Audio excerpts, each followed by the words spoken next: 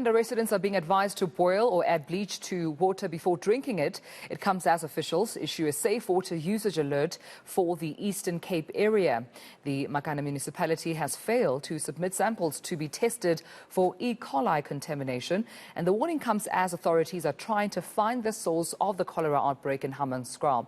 eNCA's Ronald Masinda is in Makhanda and joins us now with the very latest. And Ronald, a very warm good morning to you, colleague. It seems once again that recommendation or advice to residents to either boil water or, of course, leave it or soak it in bleach for some time continues as we try to find the source of the cholera outbreak.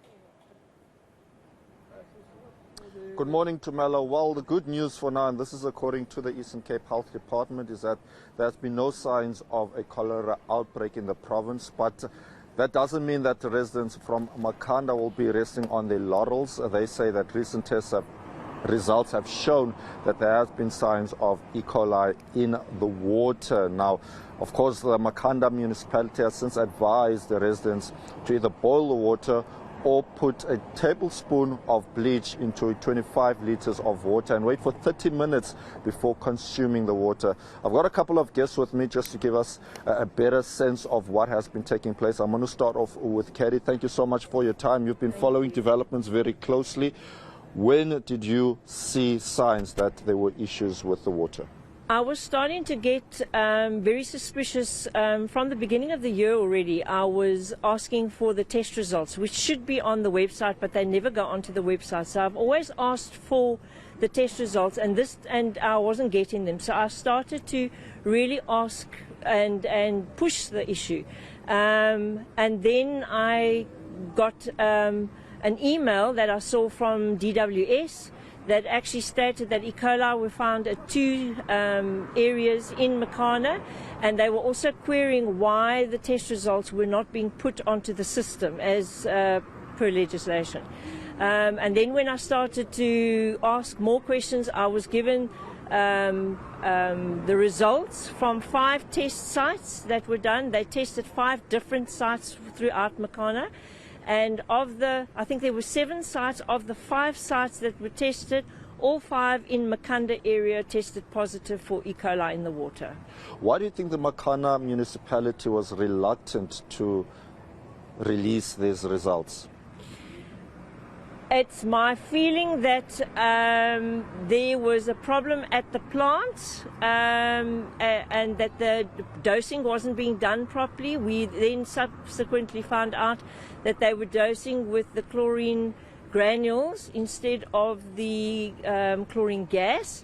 And you can't monitor how much goes in. It's very difficult to see how much chlorine granules must go in and to be effective. And then we're on a 3-day cycle, so we have 2 days off, 1 day on, which makes it even more difficult to try and dose. So in your view, was this pure negligence, and has this issue occurred before?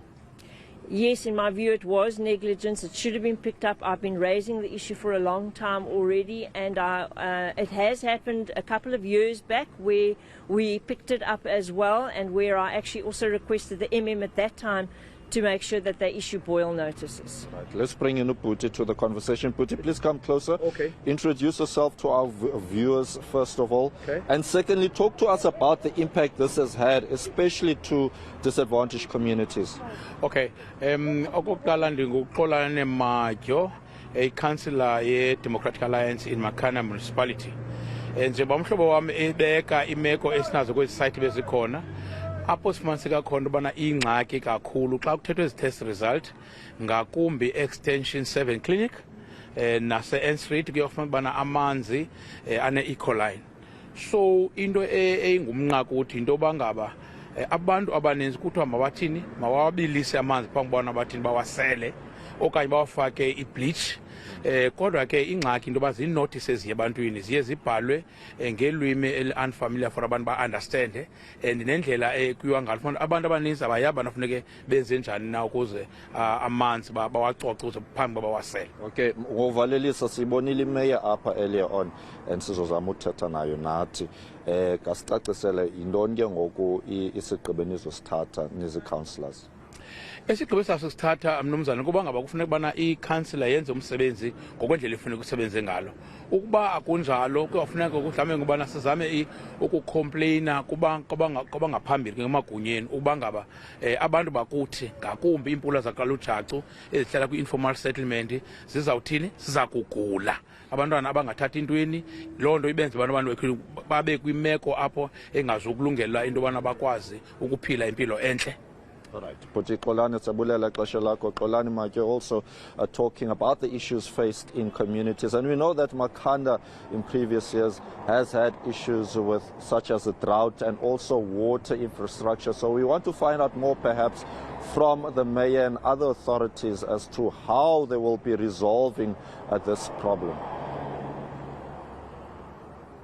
And transparency, equally important for them to make those test results public. My colleague Ronald Masinda, of course, are for us in Makhanda with the very latest regarding, of course, the water crisis that we face in this country. I have to